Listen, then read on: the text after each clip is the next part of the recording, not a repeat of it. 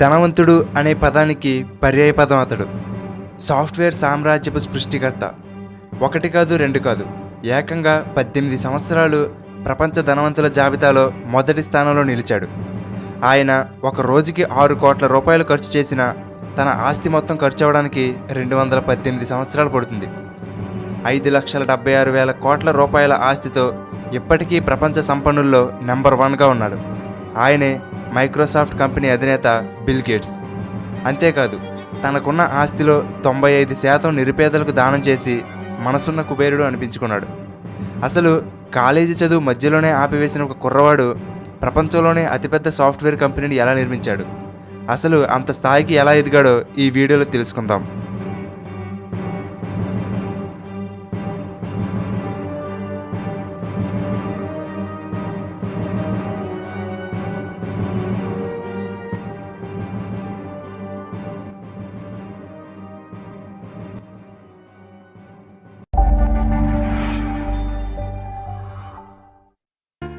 Bill gates 1955వ సంవత్సరం October 28న అమెరికాలోని Seattle నగరంలో జన్మించాడు. చిన్నప్పటి నుండి లెక్కలన్నా కంప్యూటర్ అన్నా బిల్ గేట్స్కి చాలా ఇష్టం. తనకి 13 ఏళ్ల వయసు ఉన్నప్పుడే ఒక గేమ్కి ప్రోగ్రాం రాశాడు.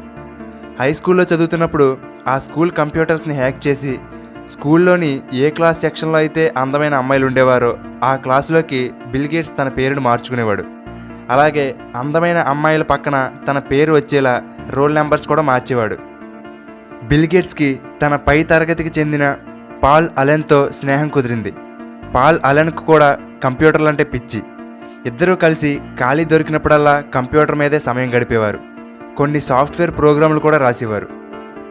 బిల్ గేట్స్ని లాయర్ చేయాలనేది బిల్ గేట్స్ తల్లిదండ్రుల కోరిక. కానీ బిల్ గేట్స్కి కంప్యూటర్లు అంటే ఇష్టం. ఇక తల్లిదండ్రుల కోరిక మేరకు హార్వర్డ్ యూనివర్సిటీలో చేరాడు. ఒకరోజు బిల్ గేట్స్ అనుకోకుండా పాపులర్ ఎలక్ట్రానిక్స్ అనే ఒక మ్యాగజైన్ని చూశాడు.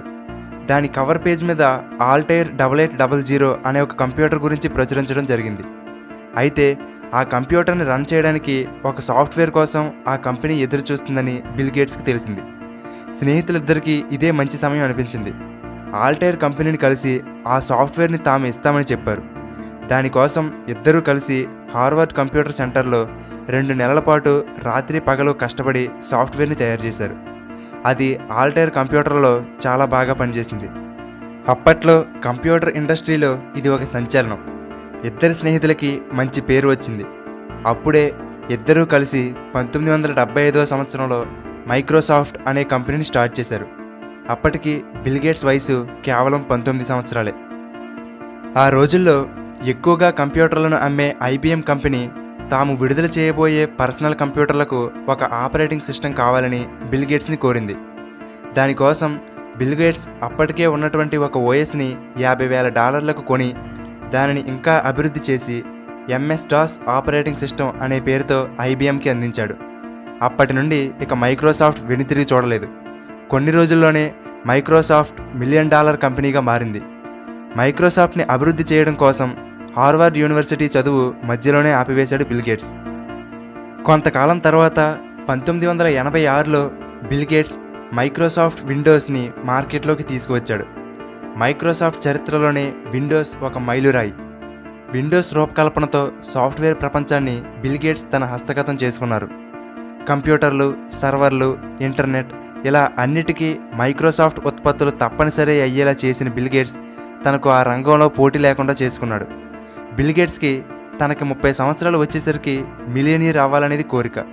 కానీ తనకు 31 ఏళ్ల వయసు వచ్చేసరికి ఏకంగా బిలియనీర్ అయ్యాడు. అప్పట్లో 95% ఆపరేటింగ్ సిస్టమ్ మార్కెట్ మైక్రోసాఫ్ట్ చేతిలోనే ఉండేది. బిల్ గేట్స్ మార్కెట్లోకి మైక్రోసాఫ్ట్ తప్ప మరే ఆపరేటింగ్ సిస్టమ్ని రాకుండా చేస్తున్నాడని చాలా కంపెనీలు కోర్టుకు వెళ్ళాయి. చాలా కాలం పాటు ఎన్నో కేసులు నడిచాయి. కానీ బిల్ గేట్స్ భయపడలేదు. కొత్తగా ఇంటర్నెట్ అనేది అప్పుడే మార్కెట్లోకి వస్తున్న రోజులవి. ఆ సమయంలో ఇంటర్నెట్ ఎక్స్ప్లోరర్ అనే పేరుతో ఒక సెర్చ్ ఇంజిన్ని స్టార్ట్ చేశాడు. ఇలా ఎప్పటికప్పుడు కొత్త ఆలోచనలతో మైక్రోసాఫ్ట్ని పరుగులు పెట్టించాడు. 1994వ సంవత్సరంలో మైక్రోసాఫ్ట్లోనే పనిచేస్తున్న మిలిండా అనే ఆవిడని పెళ్లి చేసుకున్నాడు బిల్ గేట్స్. క్రమక్రమంగా బిల్ గేట్స్ సంపద పెరుగుతూ వచ్చింది.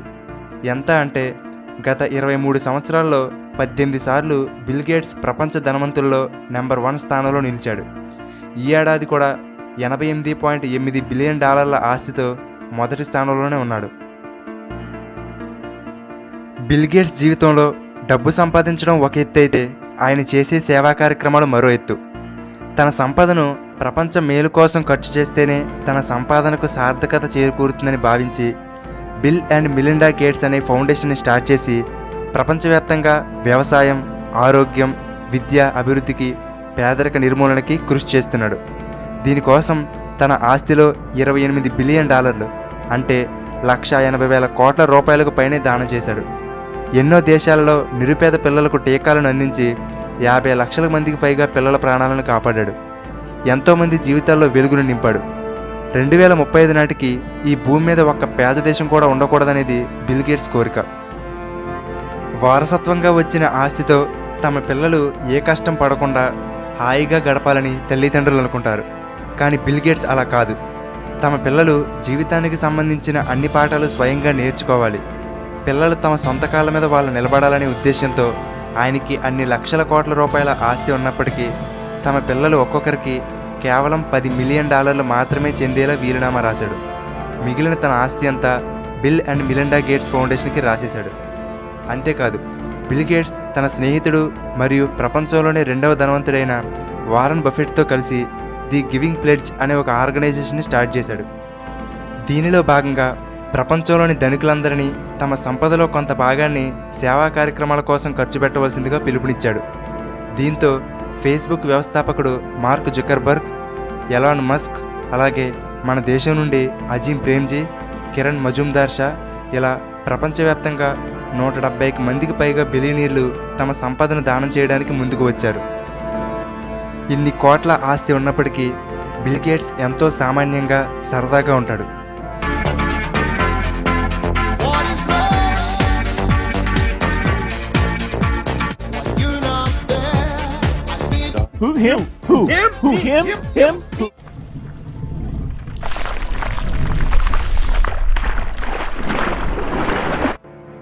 ఆయన తన బిజినెస్ కార్పొరేట్ మీటింగ్ల కన్నా పేద ప్రజలు వాళ్ళ ఆరోగ్యం, విద్యను అభివృద్ధి పరిచే పనుల్లోనే ఎక్కువగా పాల్గొంటూ ఉంటాడు. ఒక $100 దానం చేసి మనంత తోడు లేడు అనుకునే వాళ్ళున్న ఈ రోజుల్లో ఏమీ ఆశించకుండా లక్షల కోట్లను దానం చేయడం అంత సులభం కాదు. ఎక్కడో అమెరికాలో అద్దాల మేడల్లో ఉండే బిల్ గేట్స్కి నైజీరియా, కెన్యా, ఆఫ్రికా వంటి పేద దేశాల్లోని ప్రజల గురించి పట్టించుకోవాల్సిన అవసరం లేదు. కానీ ఇటువంటి ఎంతోమంది పేద ప్రజల జీవితాల్లో వెలుగును తీసుకువస్తున్న బిల్ గేట్స్, ఆయన జీవితం మనందరికీ ఎంతో స్ఫూర్తిదాయకం. మిమ్మల్ని మీరు ఎప్పుడూ ఇతరులతో పోల్చుకోవద్దు. అలా పోల్చుకుంటే మిమ్మల్ని మీరు అవమానించుకున్నట్టే.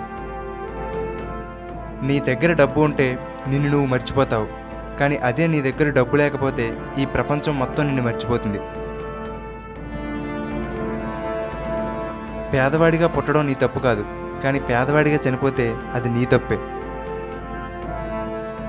ఓకే ఫ్రెండ్స్, ఈ వీడియో మీకు నచ్చితే లైక్ చేయండి. అలాగే మీ ఫ్రెండ్స్ అందరికీ ఫేస్బుక్, వాట్సాప్ ద్వారా షేర్ చేయండి. ఇలాగే మరెంతోమంది జీవిత గాథల గురించి తెలుసుకోవడానికి తెలుగుబడి యూట్యూబ్ ఛానల్కి సబ్స్క్రైబ్ అవ్వండి. అలాగే ఫేస్బుక్లో తెలుగుబడి పేజీని లైక్ చేయండి. Thank you for watching.